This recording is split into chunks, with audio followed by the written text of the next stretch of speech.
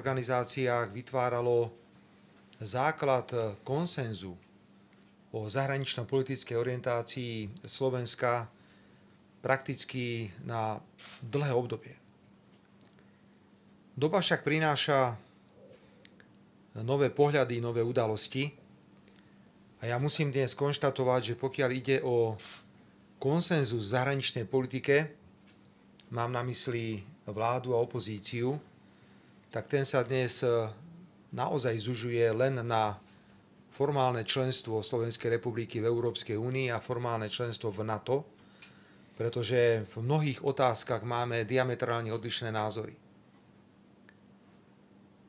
Vláda Slovenskej republiky, ktorej som predsedom, v programovom vyhlásení zadefinovala novú kvalitu slovenskej zahraničnej politiky, keď sme ju výslovne nazvali slovenskou suverénnou zahraničnou politikou, vychádzajúcou z členstva v Európskej únii, v NATO a v ďalších významných medzinárodných organizáciách, ale súčasne koncept suverénnej slovenskej zahraničnej politiky orientovanej na všetky 4 svetové strany. A tento koncept na všetky 4 svetové strany reálne aj dodržiavame, nehovoriac o suverénnych postojoch, ktoré prejavujeme v spomínaných medzinárodných organizáciách. Požiadal som dnes pána ministra a jeho tím, aby dôsledne pokračovali v tomto koncepte, ktorý je samozrejme niekedy aj predmetom kritiky, pretože aj naši partneri v zahraničí boli naučení na servilné správanie sa predchádzajúcich vlád. Boli naučení na to, že čokoľvek si od Slovenska vypýtali a čokoľvek Slovensko požiadali, tak to automaticky dostali.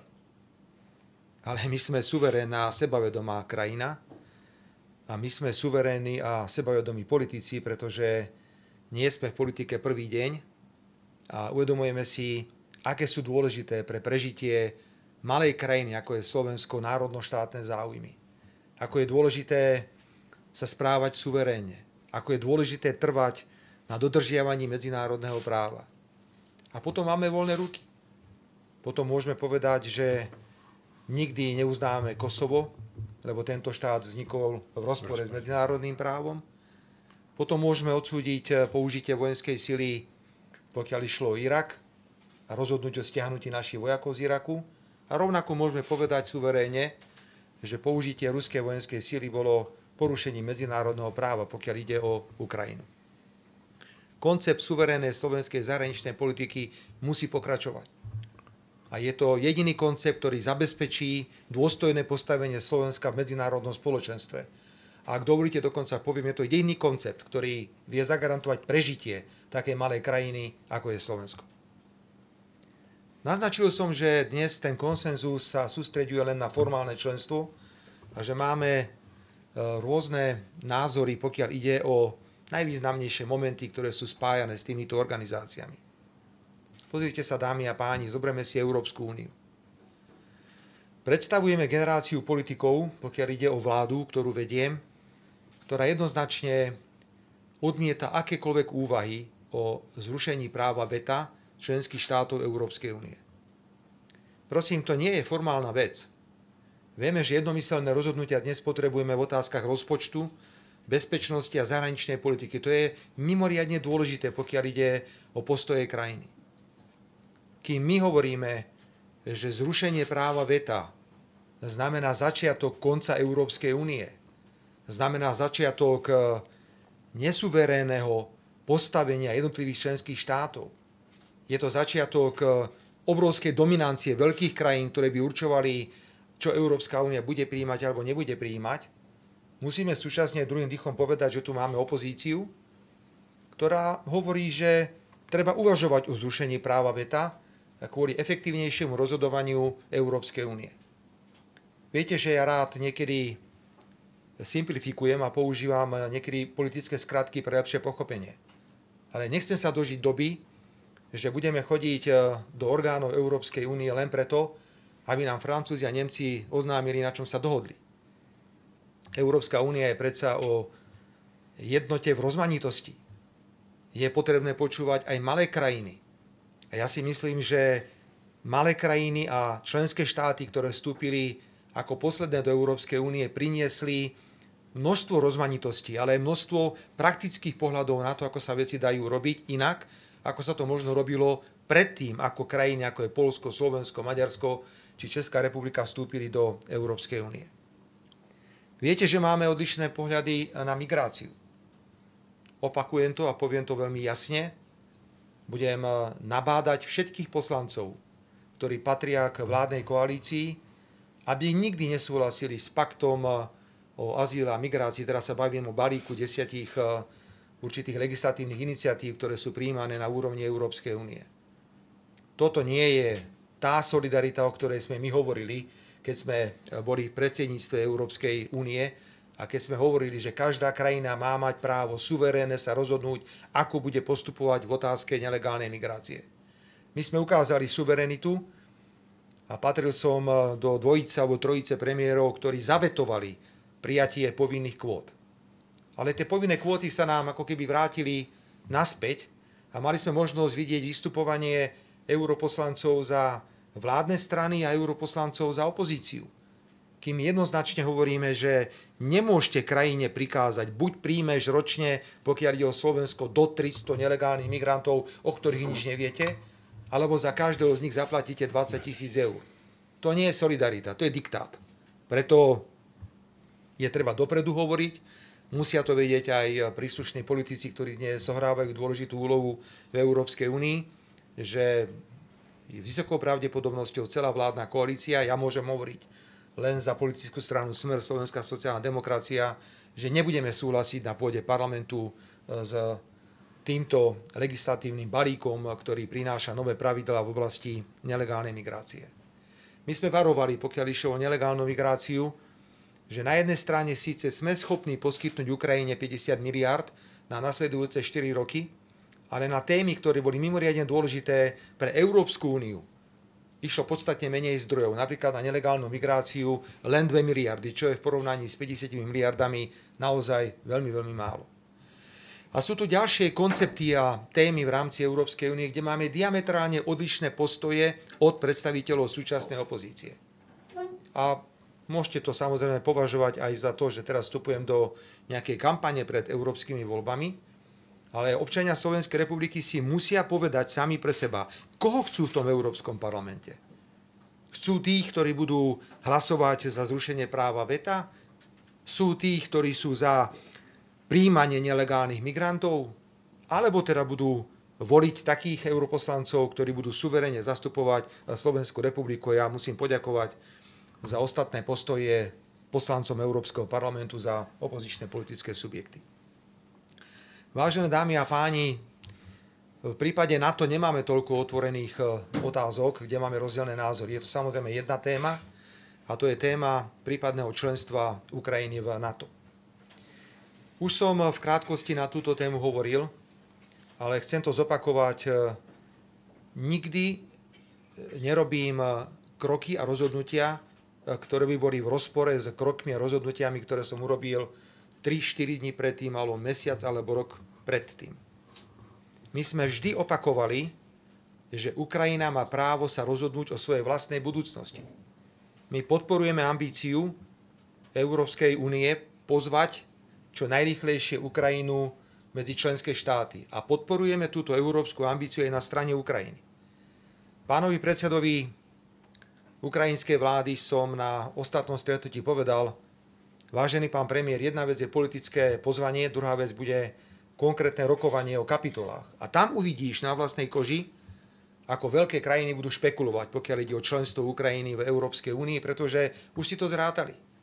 Zrátali si to, koľko to bude peňazí, pokiaľ ide o spoločnú poľnohospodársku politiku, pokiaľ pôjde o kohéziu a ďalšie veci, takže tam treba rátať, že budú určité prekážky stavané Ukrajine. My sme sa zaviazali, že nebudeme, pokiaľ ide o európsku ambíciu Ukrajiny, klásť absolútne žiadne prekážky. To je členstvo Európskej únie.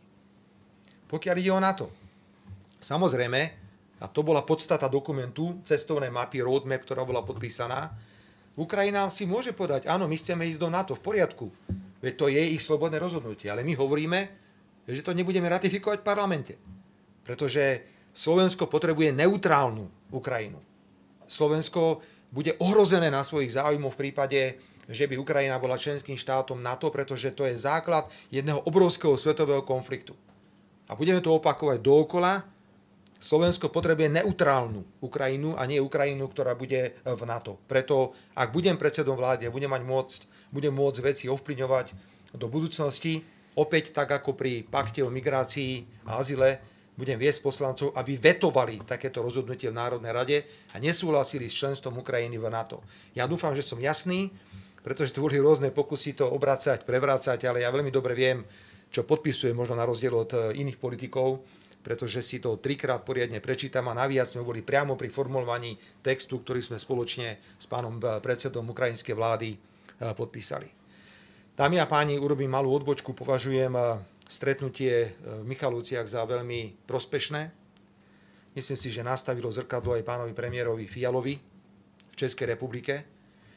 My v tomto formáte, pokiaľ ide o projekty dobré pre ľudí, chceme pokračovať. A viete, sme teraz vo veľmi silnej pozícii, pretože ak kdokoľvek nám bude vyčítať, že odmietame vojenské riešenie na Ukrajine, odmietame zasielanie zbraní do zásob štátu, tak máme právo povedať my Slováci. Kto dodáva plyn na Ukrajinu? Slovensko, keď treba. Reverzný tok. Kto pomohol s elektrínou? Reálne s elektrínou? Slovensko, pretože tú elektrínu potrebovali. Kto ide riešiť energetické prepojenie medzi Veľkými Kapušanmi a Mukačevom? Slovensko. Kto ide umožniť občanom z Kyjeva, aby sa dostali do Košíc na letisko, keďže dnes vojnová situácia neumožňuje používať civilné linky? No samozrejme, že to bolo Slovensko. Kto ide zabezpečiť lepšiu prechodnosť hraníc, pokiaľ ide o prechod vo východnom Nemeckom? Slovensko. To sú konkrétne veci, konkrétne projekty, odmiňovanie, zabezpečovanie techniky, ktorá nemá charakter zbraní. Toto sme prislúbili, lebo tvrdíme, že Ukrajina túto pomoc potrebuje. Ale jedným dychom opakujeme ešte raz, nebudeme súhlasiť s členstvom v NATO, lebo Slovensko je členský štát NATO a budú na to potrebovať aj rozhodnutie parlamentu Národnej rady Slovenskej republiky. Vážený pán minister, chcem samozrejme aj tu ťa požiadať, ale myslím si, že veci konzultujeme veľmi intenzívne, aby všetky personálne rozhodnutia, ktoré tu robíte v rámci Ministerstva zahraničných vecí a európskych záležitostí, hovorím teraz najmä o nomináciách, ktoré idú do vlády na post veľvyslancov v prípade iných vysokých diplomatických predstaviteľov Slovenskej republiky v zahraničí. Chápem, že po rozhodnutí vlády je potom ešte dôležité rozhodnutie hlavy štátu, aby si vždy zdôrazňoval, že ľudia, ktorí nás majú reprezentovať v zahraničí, musia rešpektovať koncept slovenskej suverénnej zahraničnej politiky. To je oficiálny koncept vlády Slovenskej republiky a s týmto konceptom si myslím, že nielen, že prežijeme, ale myslím si, že tento koncept malej krajine, ako je Slovensko, mimoriadne svedčí. Veľmi nám záleží, pán minister, máme na to rovnaký názor, na regionálnej spolupráci. Nebudem sa vrácať, povedal som, že nebudem vyťahovať veci z kuchyne, pretože to, čo sa dialo na stretnutí V4 predtým, ako sme išli na tlačovú konferenciu, nebolo pekné. Ale ťažký rozhovor na konci dňa viedol k tomu, že nedošlo k rozpadu V4, ktorý podľa môjho názoru bol v Prahe pripravovaný. My to odmietame. My si myslíme, že V4 je mimoriadne dôležitý nástroj. Zoberte si, že sú to témy, ktoré som spomenul, ako je právoveta, ako je migrácia, máme tu Green Deal a všetko možné, kde regionálna spolupráca 4 krajín, Českej republiky, Slovenskej republiky, Maďarska a Poľska, dohromady reprezentujeme viac ako 60 miliónov obyvateľov, bude kruciálna, bude životne dôležitá. Preto my budeme odbíjať akýkoľvek pokus, ktorý bude smerovať k rozbitiu V4. Akýkoľvek pokus. A ten pokus evidentne v Prahe bol. Rešpektujeme, že naši susedia majú iný názor na fungovanie V4. My však tvrdíme, že stojí za to viesť dlhé konzultácie, radiť sa a urobiť všetko preto, aby tento formát prežil čo najdlhšie, pretože je pre nás mimoriadne dôležitý. Slovenská republika je krajina, ktorá, ako som už povedal, nemá ani veľkú armádu, nemá ani obrovskú ekonomickú silu. Musíme sa spoliehať na našu šikovnosť, na dôsledné rešpektovanie medzinárodného práva A našim cieľom je posilniť aj ekonomickú dimenziu zahraničných vecí. Každý jeden veľvyslanec, pán minister, ktorý má byť vyslaný, alebo každý jeden diplomat, ktorý má byť vyslaný zo Slovenskej republiky do zahraničia, by mal byť hodnotený aj kritériami ekonomickej úspešnosti. Aby to, prosím, nech sa to nedotkne teraz diplomatov, ale zase použijem zjednodušený výraz. Nebolo len o tom, že diplomati nám kopírujú tlačové konferencie a médiá v danej krajine a informujú nás, čo sa v tej krajine deje politicky. Dnes je už úplne iná doba. Aj zahraničná politika sa výrazne zmenila. Keď sa pozriem na roky 2006-2010, to sa hýrilo bilaterálnymi oficiálnymi návštevami. Návštevovali sme sa. Dnes všetko vybavím za jeden večer na Európskej rade, kde máme všetkých ľudí pohromade. Aj zajtra budeme určite riešiť veci, budem predovšetkým sa sústredím na problém komunikácie s Európskou komisiou, keď zajtra pôjdem do Bruselu a to isté urobím aj vo štvrtok. Táto neformálnosť nás núti, aby výkony, ktoré diplomati podávajú, boli hodnotené aj stavom vzájomného obchodu medzi krajinou, v ktorej tento človek pôsobí, a Slovenskou republikou. My sme štátnym tajomníkom na ministerstve zahraničných vecí a európskych záležitostí urobili človeka, ktorý predtým pôsobil na ministerstve hospodárstva ako štátny tajomník, že prináša ekonomické pohľady. Prosím vás, ale ako chcete robiť ekonomickú dimenziu zahraničnej politiky, keď my sme končili vo vláde, bolo, 57 obchodných radcov a zostalo ich 16 či koľko? Áno. Úplne tak, ako zdeklasovali celú krajinu, ako zdeklasovali verejné financie, ako zdeklasovali atmosféru spoločnosti, zdeklasovali aj tie pozostatky ekonomickej dimenzie. Ako chcete robiť so 16, 17 obchodnými radcami nejakú veľkú ekonomickú dimenziu? Preto som požiadal pána ministra, aby sme v prípade, že budeme robiť opatrenie na znižovanie stavov na ústredných orgánoch štátnej správy, my zajtra na vláde si ideme robiť prvý audit, čo sa už doteraz podarilo. Povedal som pánovi ministrovi, že sú veci, kde naopak budeme musieť nejakých ľudí schopných nájsť.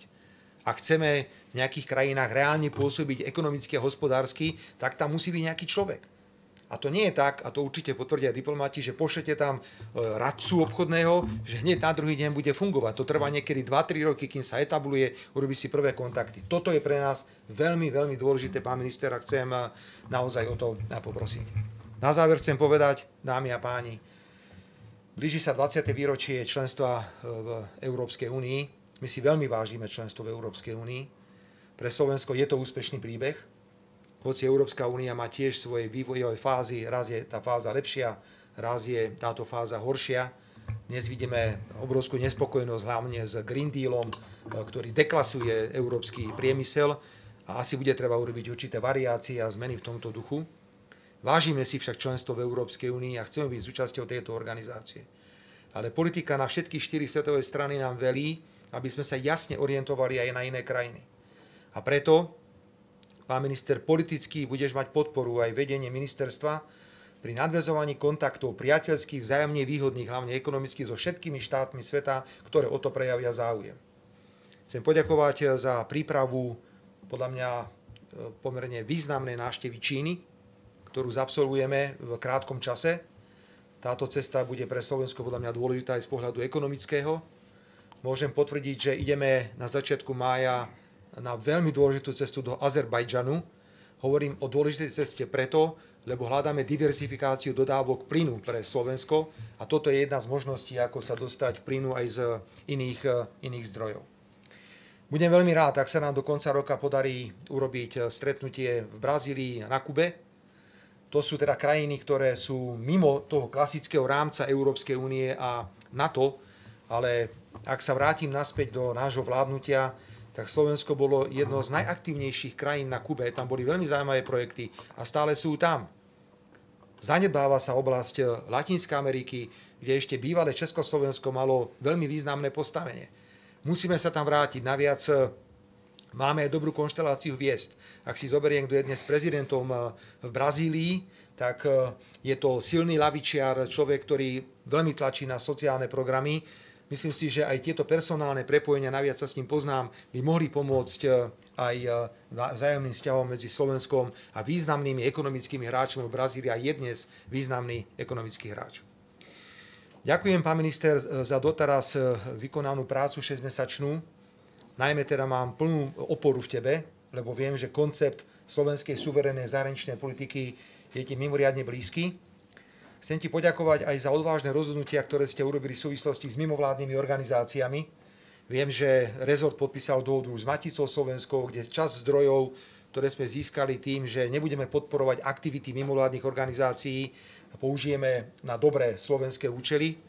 Ja si myslím, že ak chcú nejaké mimovládne organizácie robiť politickú činnosť, tak nebudeme, a samozrejme politickú činnosť proti nám, tak predsa by bolo zvláštne, keby sme my ich ešte aj finančne podporovali. Tieto rozhodnutia vyžadujú nejakú mieru odvahy a ty si na to mal. Preto, ak by ministerstvo zahraničných vecí pokračovalo tak, ako to vidíme za ostatných 6 mesiacov, v suverénnych, odvážnych, samostatných rozhodnutiach, tak si myslím, že naplní presne to, čo od neho programové vyhlásenie vlády aj očakáva. Ešte raz vám všetkým veľmi pekne ďakujem. Ja sa s pánom ministrom, ako to vždy robím teraz, rozlúčim a nechám vám ho k dispozícii aj na otázky a na prípadne aj detaily, ktoré by mohol vám dať. Pán minister, ďakujem pekne za dielanie všetko. Ďakujem veľmi pekne. Pán predseda vlády odchádza za svojimi pracovnými povinnosťami. Dámy a páni, slovo má v tejto chvíli pán minister zahraničných vecí a európskych záležitostí Juraj Blanár. Dámy a páni, dovolte mi, aby som na úvod poďakoval pánovi premiérovi za túto pracovnú návštevu. Oceňujem to hlavne preto, lebo stretávame sa na rokovaniach vlád, riešime množstvo agendy, ale nie je tam priestor na to, aby sme išli veľakrát možno do hĺbky. Ale na takomto pracovnom stretnutí, ktoré pán premiér absolvuje aj po ostatných rezortoch, sa dá ísť aj trošku do hĺbky a niektoré veci si aj podopĺňať a informovať sa, čo je veľmi dôležité práve preto, lebo vláda Slovenskej republiky je zodpovedná za zahraničnú politiku a v tom prípade je to premiér a v súčinnosti s ministerstvom zahraničných vecí. Ja nadviažem na tie informácie, ktoré hovoril aj pán premiér. Naša zahraničná politika musí byť suverénna, založená na dodržiavaní medzinárodného práva. V tomto sme absolútne konzistentní, všetko sme si zadefinovali aj do programového vyhlásenia vlády. Preto nemôže niekto nás kritizovať za to, že dnes niečo vykonávame, to, čo sme sľubovali aj pred voľbami. To, čo sme hovorili ešte, keď sme boli v opozícii. Naše postoje sú absolútne nemenné a keď môžem použiť príklad napríklad Kosova, tak v tom je to úplne jasné. Patríme medzi 5 krajín Európskej únie, ktoré dodnes neuznali Kosovo a tvrdili sme to ešte vtedy, keď sme boli vo vláde a potom aj v opozícii, že môžeme s Kosovom počítať až vtedy, keď dôjde k dohode medzi Belehradom a Prištinou.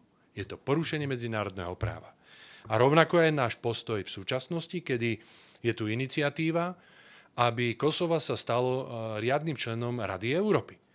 Tu je absolútne jasný postoj slovenskej diplomácie a slovenskej vlády, že s týmto nebudeme súhlasiť. A ešte raz zdôrazňujem, je to na základe našej konzistentnej politiky, ktorá je založená na suverénnej zahraničnej politike a na dôslednom dodržiavaní medzinárodného práva. Bez rozdielu, že či to medzinárodné právo poruší v úvodzovkách ten dobrý, alebo to medzinárodné právo poruší ten zlý, ako v geopolitickom priestore môžeme takto pomenovať.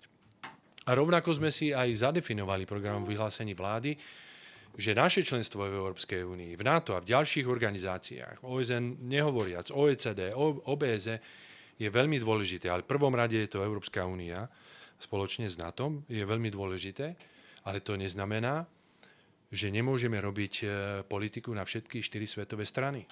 A mať a budovať dobré vzťahy so všetkými krajinami, ktoré o to stoja.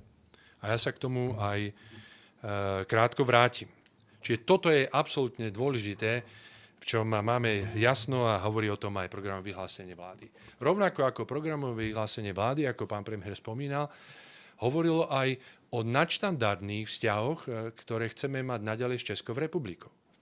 Dali sme to priamo, explicitne do programu vyhlásenia vlády a chceme v tom pokračovať ďalej napriek tým vyhláseniam, ktoré prišli zo strany českej vlády a my si myslíme, že to bolo unáhlené a úplne zbytočné, ale chceme mať s českou vládou a s spoluobčany v Českej republike dobré vzťahy, pretože tie sú založené na nielen priateľských vzťahoch, ale na rodinných vzťahoch, na našej spoločnej histórii a budeme robiť všetko, aby tie naše bilaterálne vzťahy boli dobre. Preto aj prvá návšteva smerovala do Prahy a pevne verím, tak ako sa ukázalo, že máme množstvo tém spoločných aj v zahraničnej politike, ktoré je potrebné, aby sme rozvíjali spoločne. A jedna z tých je aj migračná politika.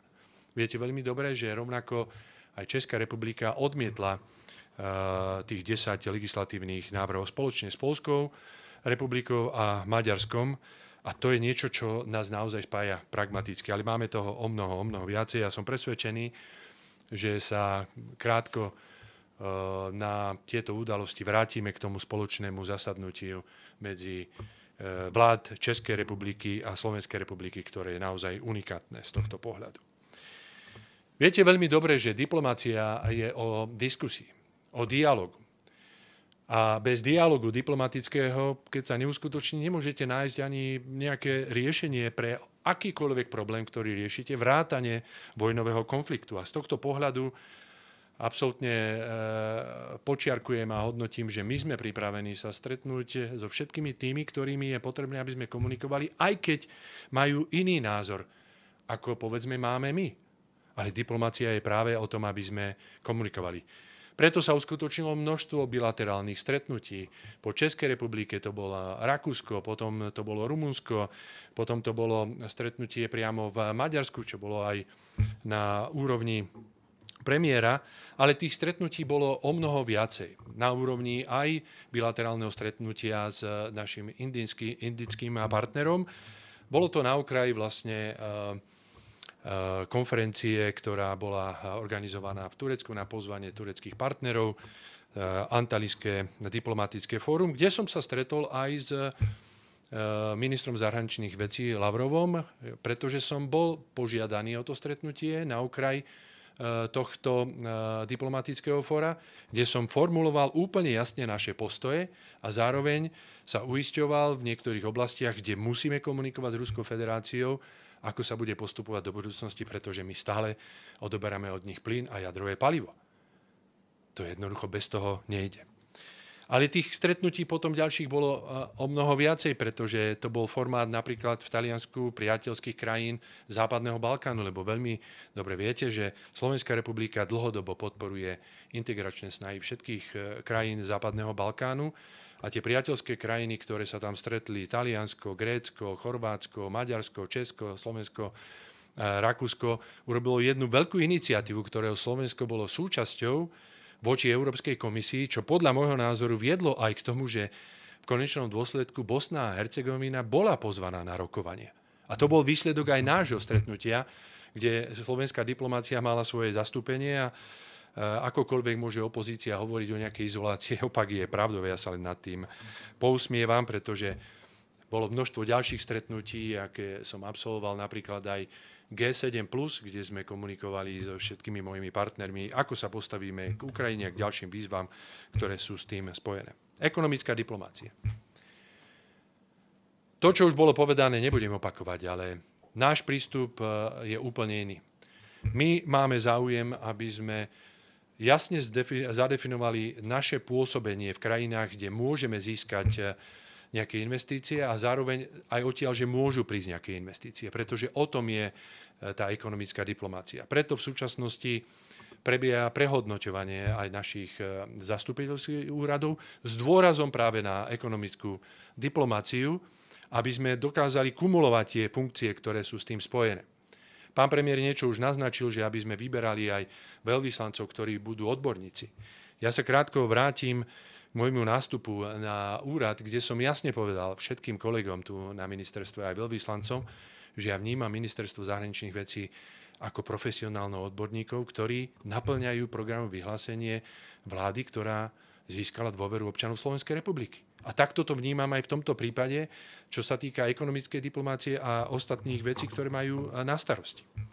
Čiže toto je veľmi dôležitý rozmer našej zahraničnej politiky a k tomu budeme aj naozaj profesionálne pristupovať. Ja som presvedčený, že je tu množstvo skvelých odborníkov, profesionálov, ktorí v tomu vedia pomôcť, ale musíme po tom veľkom odchode tých ekonomických diplomátov hľadať aj nových, ktorí budú hlavne v tých destináciách, kde budeme mať veľký záujem, čo už bolo spomenuté, Latinská Amerika, Kuba, ale rovnako aj Severná Afrika, pretože to je dôležité, ale aj indopacifický priestor, ktorému sa teraz dostanem, ktorý máme zadefinovaný programom vyhlásení vlády. Urobil som v podstate jednu z najväčších misií podnikateľských práve do Indie. V rámci, bolo to aj jednej veľkej konferencie Raisina o politických a medzinárodných otázkach, kde išla najväčšia delegácia podnikateľov už konkrétne zadefinovaných projektov, ktoré tam bežia. A vidíme tam obrovský priestor, pretože ak to neviete, tak len vám dám do pozornosti, že za najbližšie 3 roky India bude mať tretí najväčší hrubý domáci produkt na svete. V súčasnosti sú na 5. mieste a náš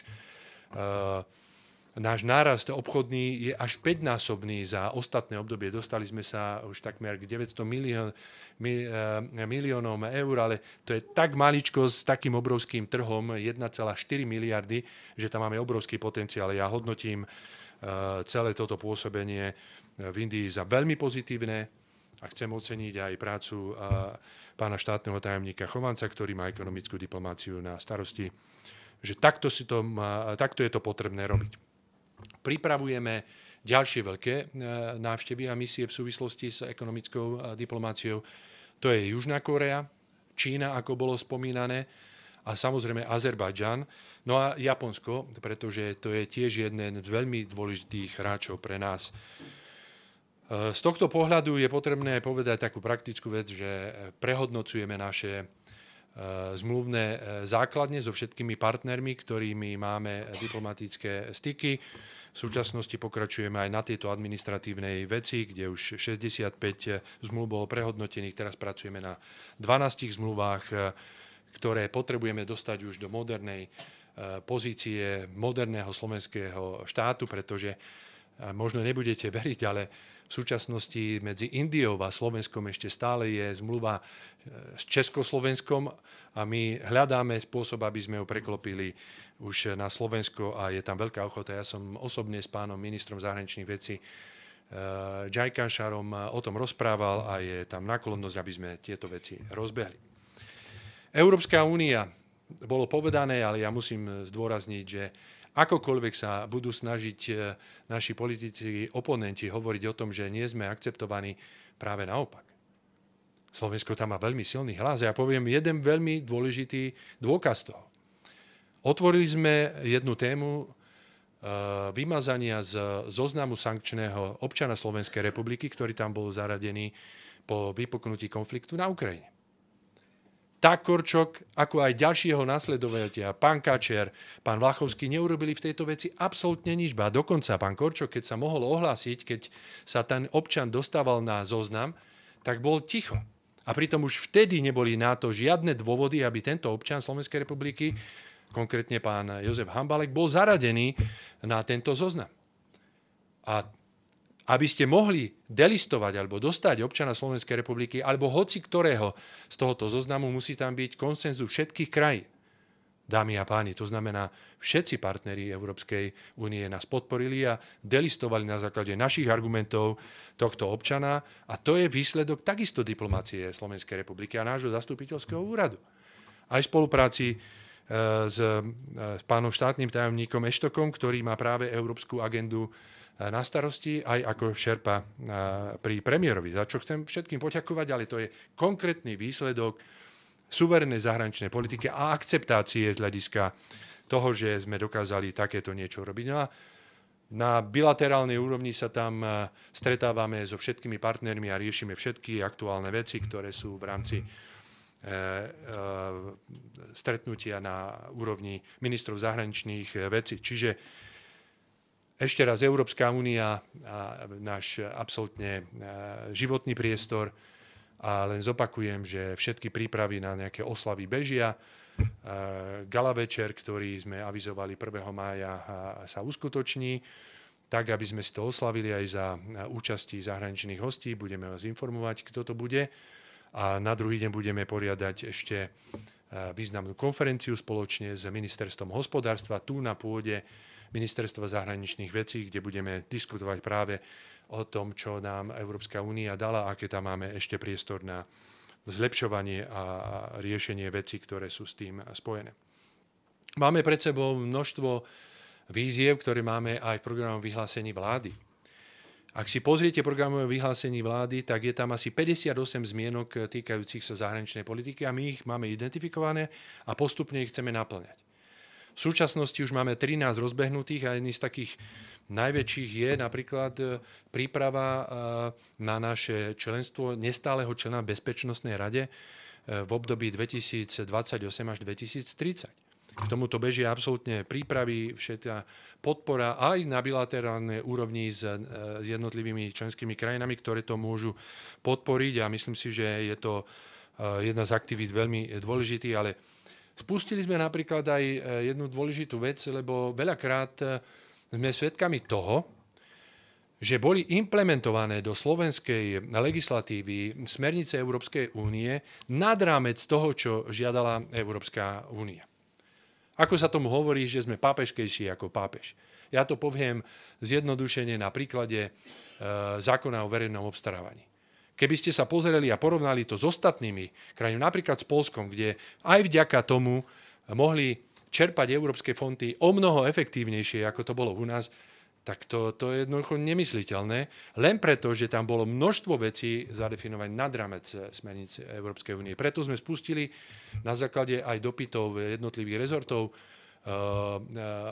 aktivitu, kde chceme sa pozrieť na ten rámec a rokovať s Európskou komisiou, aby sme sa vrátili tam, kde je to, čo musíme zadefinovať a musíme naplniť, ale neísť niekde nad rámec toho všetkého. Hovoril som o revízii zastupiteľských úradoch, na tom budeme pracovať a myslím si, že v tomto máme úplne jasno, budeme informovať, kde otvoríme nové zastupiteľské úrady. Už máme predbežne jasno, že by to malo byť v 3 mestách, kde otvoríme zastupiteľské úrady, kde predtým sme aj pôsobili, ale ukázalo sa, že ich zrušenie nebolo dobré, ale kde zároveň posilníme našu ekonomickú diplomáciu aj s adekvátnym zastúpením, čo sa týka pracovníkov a diplomatov. Migračný pakt úplne jasne definujeme, že Slovenská republika mala jasný postoj, na tom sme zotrvali a odmietame migračný pakt v tejto podobe, ktorej je v súčasnosti schválený v Európskom parlamente. Nemyslíme si, že tie zjednodušenia, ktoré tam síce vidíme, napríklad návratová politika alebo riešenie vízovej politiky, že vyriešia tento problém migrácie a z toho pohľadu budeme sa snažiť opäť získavať aj na našu stranu krajiny, ktoré s tým majú rovnako problém ako my, aby sme sa vrátili k nejakej tej flexibilnej solidarite, ktorú sme navrhovali ešte, keď sme boli predsedajúca krajina Európskej únie. Ale čo chcem dôrazniť a čo je najdôležitejšie v tomto kontexte povedať. Viete, prečo prešiel práve migračný pakt? Pretože práve v tomto legislatívnom procese nebolo možné už použiť právo veta, lebo tam bolo zrušené. Preto je veľmi dôležité, aby v tých ostatných oblastiach, ktoré ešte stále právo veta majú, aby bolo zachované, lebo v opačnom prípade krajiny rozmeru stredného, možno aj tie menšie krajiny budú len štatistami v Európskej únie a to bude naozaj začiatok konca Európskej únie podľa môjho názoru a aj názoru našej vlády, pretože tu sa musia brať do úvahy aj suverénne záujmy jednotlivých krajín Európskej únie. Bez toho to jednoducho nejde. V krátkosti k cestovnej mape, pán premiér to spomenul, ale ja chcem ešte doplniť aj iné veci. Na rokovaní s ministrom zahraničných vecí Kulebom, dvojstrannom, ktoré sa uskutočnilo počas rokovania spoločného vlády ukrajinskej a slovenskej v Michalovciach, sme rozprávali aj o praktických veciach, aby to nebolo len v tej pozícii, že ich ambíciu v Európskej únie, keď splnia všetky podmienky, ktoré musia splniť ako ostatné krajiny, podporujeme. A chceme aj primerane pomôcť, preto sme sa dohodli, že im poskytneme aj expertnú pomoc na úrovni expertov, ktorí by mohli byť nápomocní pri skúsenostiach, ktoré máme v ich integračnom procese, ktorý oni v súčasnosti začínajú.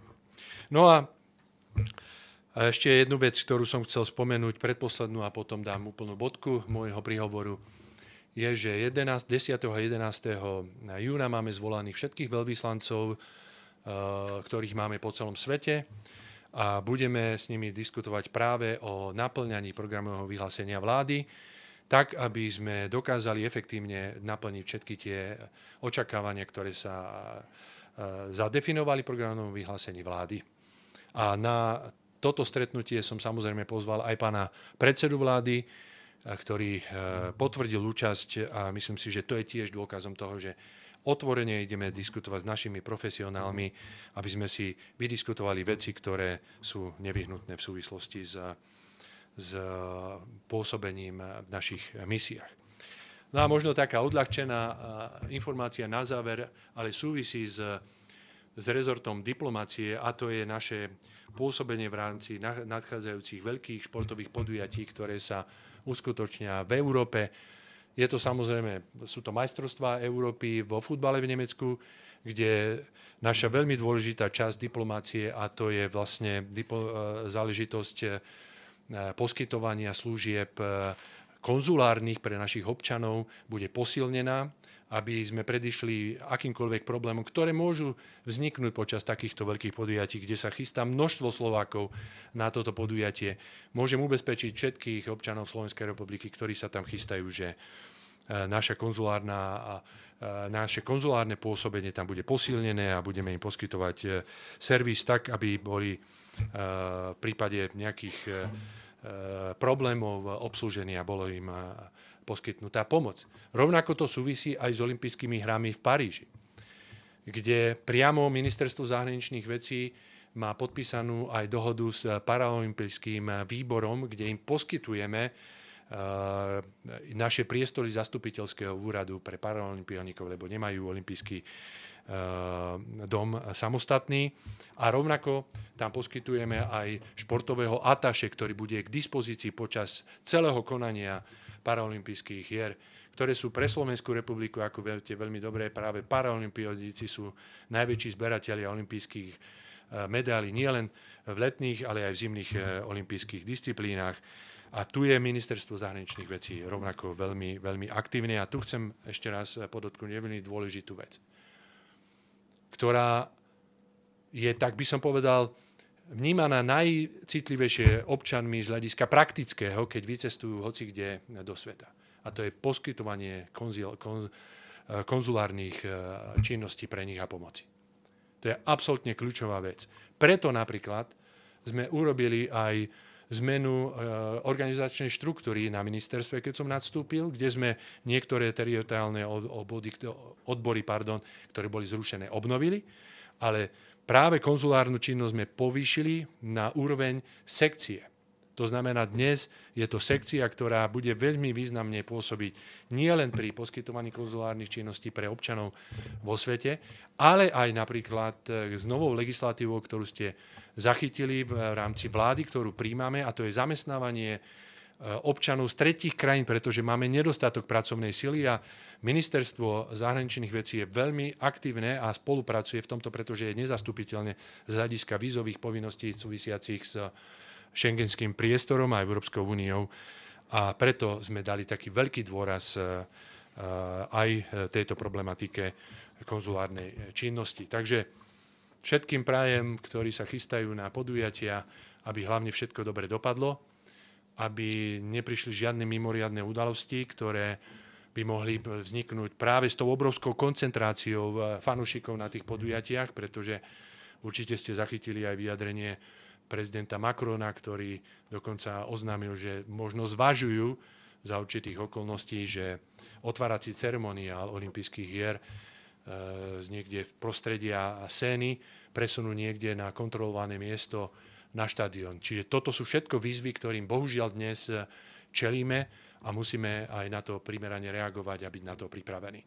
Snažil som sa byť naozaj stručný, ale nešlo to, aby som aspoň tie dôležité veci pomenoval a som pripravený odpovedať na vaše otázky. Ďakujem pekne. Kolegovia, poprosím naozaj stručne, aj pre krátkosť času. Máme, nech sa páči, Slovenská televízia, pani Kučerová. Karolina Kušerová, RTVS. Hovorili ste o tej spolupráci s Českou republikou. Ako teda konkrétne, čo chcete teda konkrétne robiť, aby sa obnovili tá medzivládna spolupráca s Českou republikou a možno keby ste trošku viac špecifikovali tie slova Roberta Fica o tom, že chce nastaviť zrkadlo Prahe. A druhá otázka, ak by ste vedeli k situácii na Blízkom východe, dnes vás čaká video summit s ministrami zahraničných vecí Európskej únie. Môžeme očakávať nové sankcie proti Iránu? Pani redaktorka, najskôr teda k tomu nastavenému zrkadlu.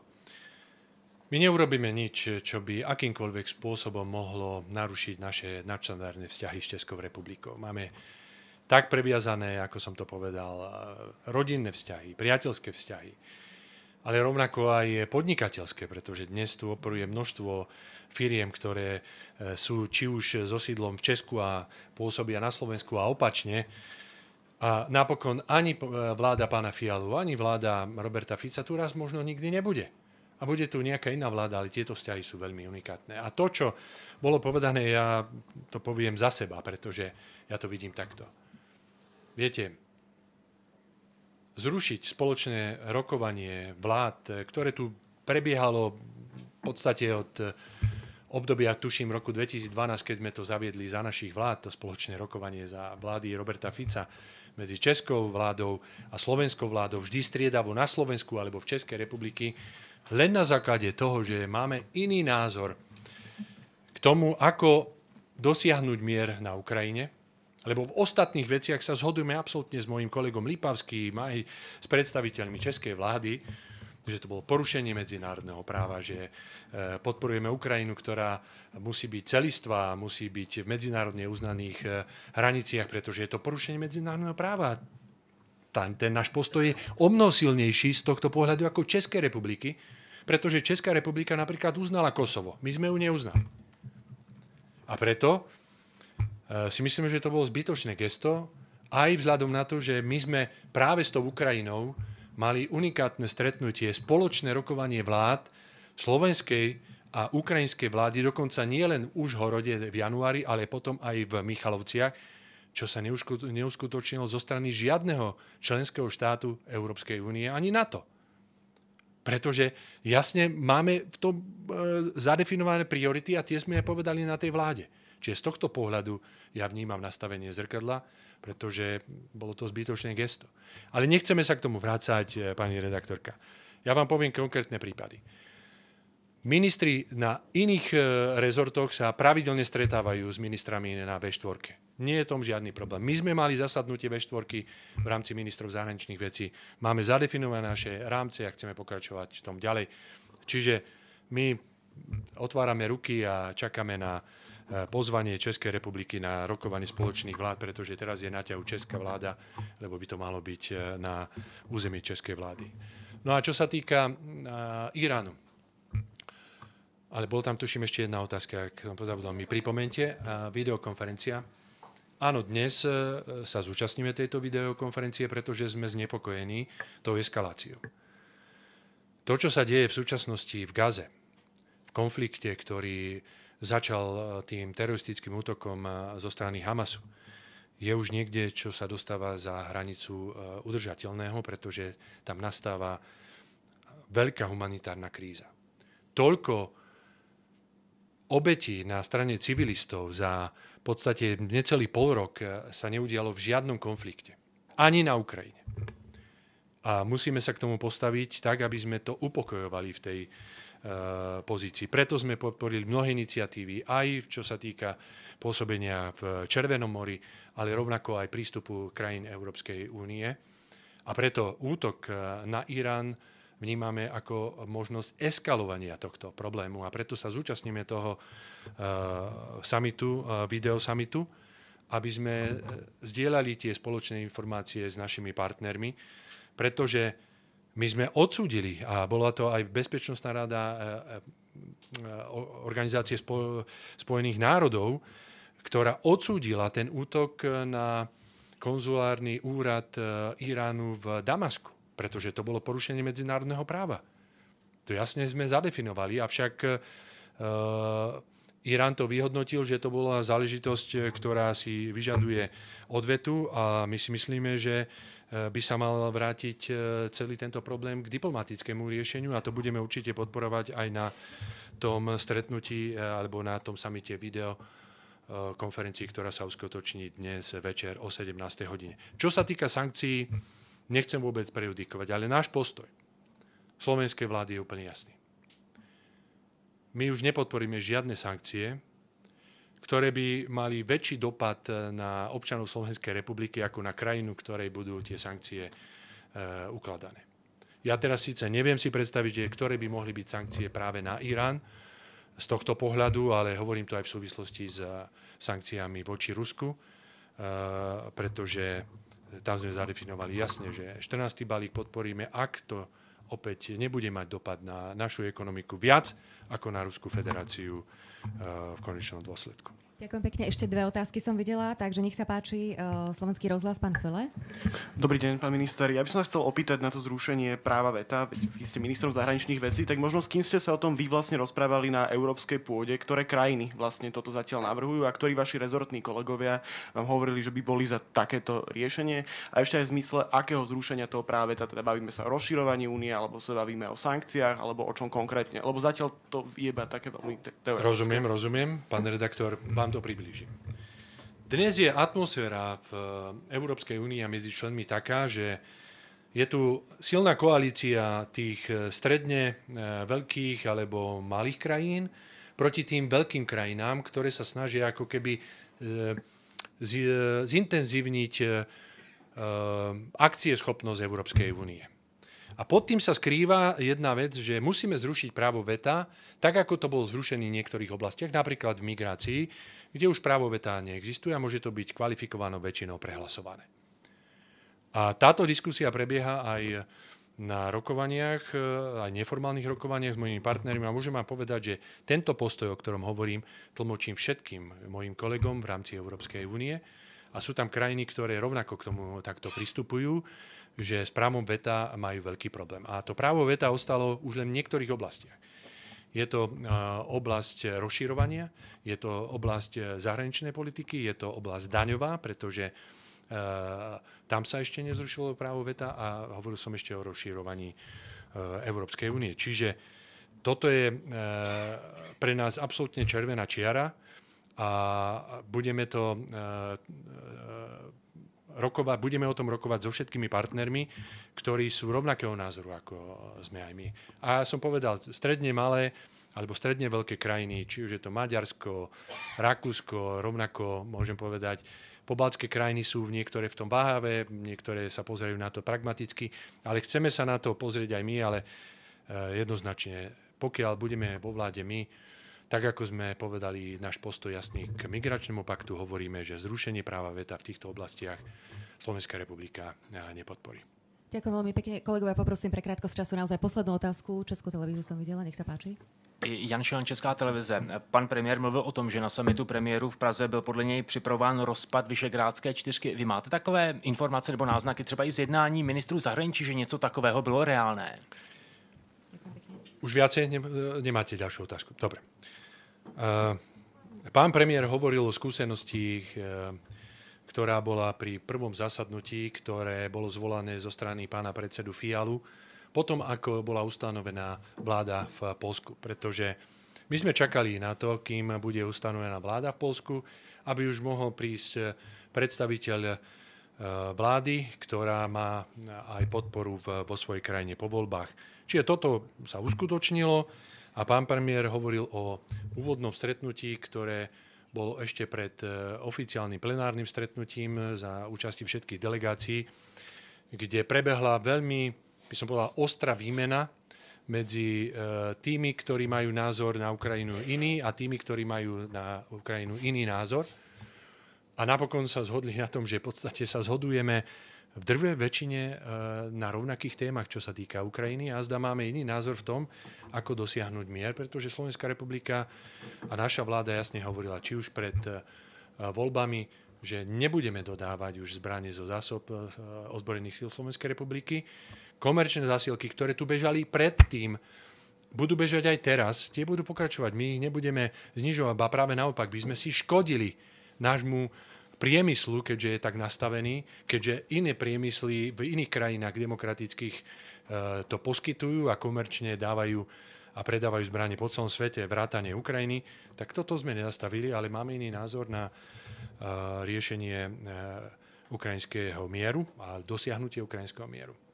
Ale napokon to dopadlo tak, že sa zhodli, vymenili si názory a čo je dôležité, že sa navzájom rešpektujeme. A myslím si, že tam ten rešpekt na tom zasadnutí premiérov začal a pokračoval aj na stretnutí, ktoré sme mali na úrovni ministrov zahraničných vecí. A otvorene hovoríme o aj rozdielných názorov, ale hľadáme a definujeme témy, ktoré nás spájajú. A to si myslím, že je najdôležitejšia vec, ktorá je v diplomácii dôležitá. My musíme sa spájať práve v tých veciach, ktoré nás spájajú pri dosiahnutí nejakého spoločného cieľa, ale tých veciach, kde máme rozdielný názor, si o tom povedať a rešpektovať sa navzájom. Iná cesta nie je. Viete, ja odmietam to, ako som bol kritizovaný, že som sa stretol s ministrom zahraničných vecí Lavrovom a bolo to aj zo strany Českej republiky, kde jedna z tých vecí, prečo bolo zrušené spoločné rokovanie českej a slovenskej vlády, že to nie je možné. Viete, tento dvojaký meter jednoducho nemôže v diplomácii platiť. Ak sa mohol minister zahraničných vecí Spojených štátov amerických Blinken stretnúť na okraji G20 s Lavrovom, tak je to asi dôležité, pretože títo hráči budú musieť jedného dňa si možno sadnúť za stôl a povedať, čo ideme robiť. Ak sa môže stretnúť s ministrom Lavrovom minister zahraničných vecí Turecka, jedného z najväčších spojencov v rámci NATO, ktorý má druhú najväčšiu armádu. A v zápäti po tomto stretnutí s kolegom Hakanom Fidanom, ministrom zahraničných vecí Turecka, príde pán prezident Zelenský na návštevu prezidenta Erdogana, tak je to jasný dôkaz toho, že potrebujeme komunikovať.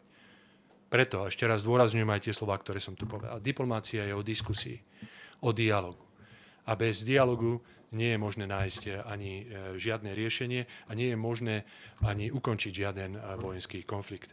Čiže z tohto pohľadu hodnotím aj stretnutie ostatné V4 na úrovni ministrov zahraničných vecí za veľmi pozitívne.